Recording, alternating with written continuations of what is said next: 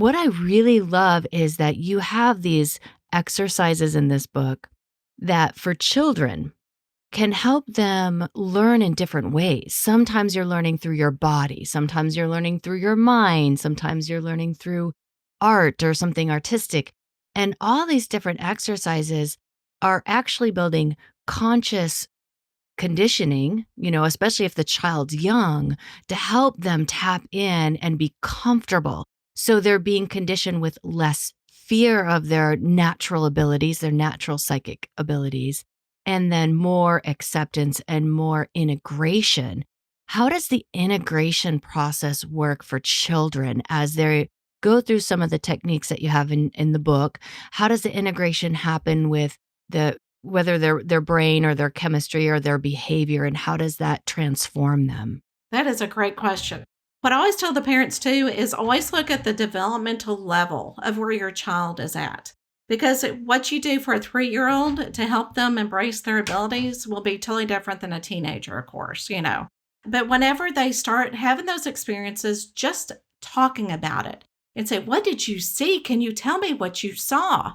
And if they can start, and you know how 3 and 4-year-olds draw, but they can still do a stick figure, and they can express themselves. Or you can bring out the little puppets and say, "Okay, what did this person say?" A lot of times children are so concrete that they may not be able to express themselves abstractly. And so when you start talking about feelings, well, how did you feel when the spirit came in to talk to you about? They may not be able to express it. But if you bring out toys, they start relaxing. It's almost like creative therapy. They start talking and they go, "Oh yeah, and this is what the spirit said," and so forth. So just having a conversation and telling them that is just fascinating. Tell me about your imaginary friend.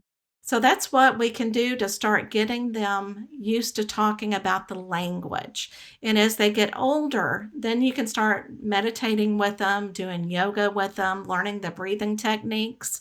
And all this does is showing them that they are in control and that they can actually breathe through something, because breathing, like we were talking about creativeness, will open up you for spirit because that is creative. Breathing can also help you to open up to spirit, because kids do tend to get a little bit anxious sometimes. And then what happens then when they get accepting and everything, it's when they start talking to their peers. And then if their peers don't accept it, then they close down a little bit.